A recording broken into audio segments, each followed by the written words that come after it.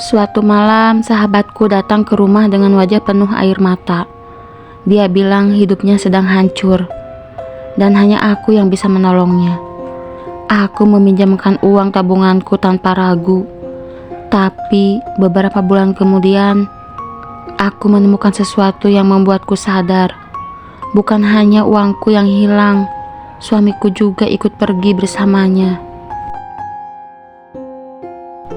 Malam itu hujan turun cukup deras. Aku baru saja selesai membereskan dapur ketika tiba-tiba terdengar suara ketukan di pintu rumah. Ketika kubuka, aku terkejut melihat sahabat lamaku, Rina, berdiri di sana dengan wajah pucat dan mata sembab. Bajunya basah oleh hujan dan ia terlihat sangat kelelahan. Tanpa banyak bicara, ia langsung memelukku erat. Tubuhnya gemetar, seolah menahan sesuatu yang sangat berat. Aku membawanya masuk ke ruang tamu dan memberinya handuk serta segelas teh hangat. Di antara isak tangisnya, ia bercerita bahwa usahanya bangkrut dan ia terlilit banyak hutang. Ia tidak tahu harus meminta bantuan kepada siapa lagi. Katanya, hanya aku yang masih ia percaya. Melihat kondisinya malam itu, hatiku langsung luluh. Kami sudah bersahabat sejak lama. Aku merasa tidak mungkin membiarkannya sendirian menghadapi masalah sebesar itu.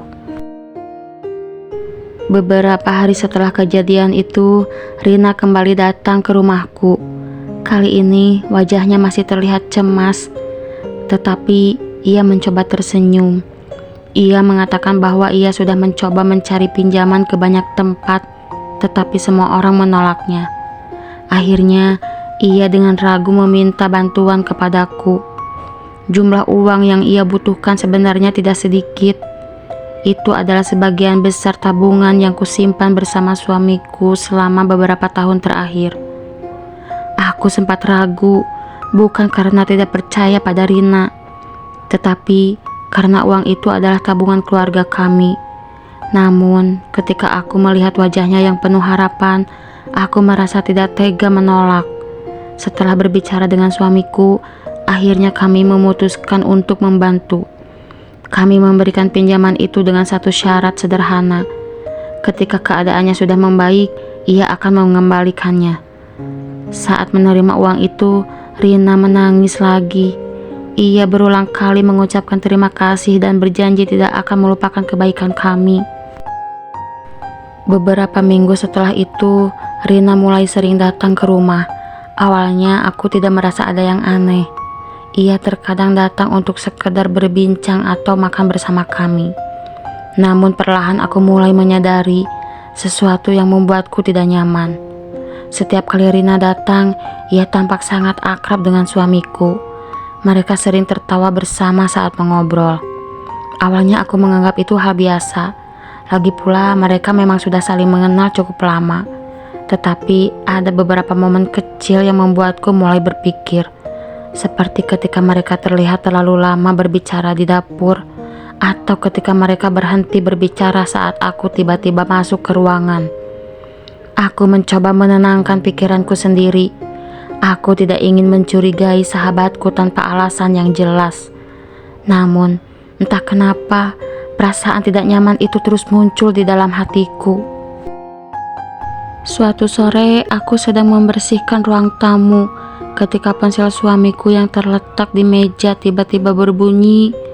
Aku tidak berniat membuka pesan itu. Tetapi layar ponsel itu menyala dan sebuah notifikasi muncul. Nama pengirimnya membuatku langsung terdiam. Rina. Pesan yang muncul hanya beberapa kata, tetapi cukup membuat dadaku terasa dingin. Terima kasih untuk hari ini. Aku senang bisa bertemu lagi. Aku merasa ada sesuatu yang tidak beres. Hari itu suamiku mengatakan bahwa ia harus lembur di kantor. Tapi mengapa Rina mengirim pesan seperti itu? Perasaan gelisah langsung memenuhi pikiranku. Untuk pertama kalinya, aku mulai takut bahwa kecurigaanku mungkin bukan hanya sekedar imajinasi. Malam itu, aku akhirnya memberanikan diri menanyakan semuanya kepada suamiku. Awalnya ia mencoba menghindari pertanyaanku dan mengatakan bahwa aku terlalu curiga. Namun setelah percakapan panjang yang penuh emosi, kebenaran akhirnya muncul.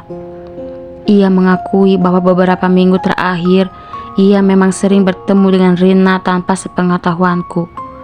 Katanya semua itu terjadi tanpa sengaja. Mereka hanya saling bercerita tentang masalah hidup masing-masing.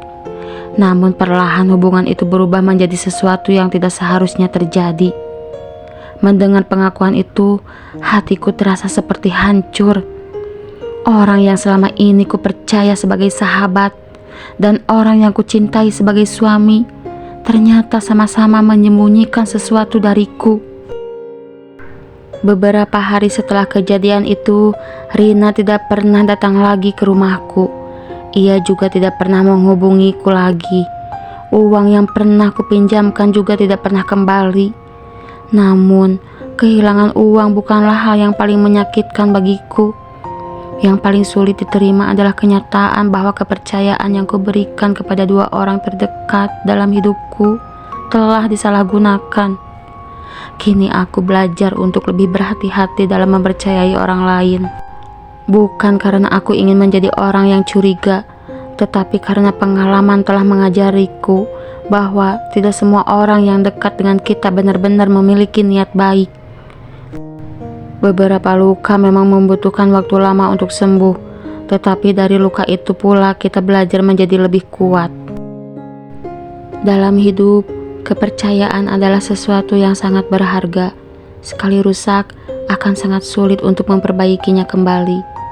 Kebaikan hati memang penting, tetapi kita juga perlu bijak dalam memberikan kepercayaan kepada orang lain. Karena tidak semua orang yang datang dengan air mata benar-benar membawa kejujuran di dalam hatinya. Kalau cerita ini terasa dekat dengan hidupmu, subscribe channel ini. Di sini kita berbagi tanpa saling menyalahkan.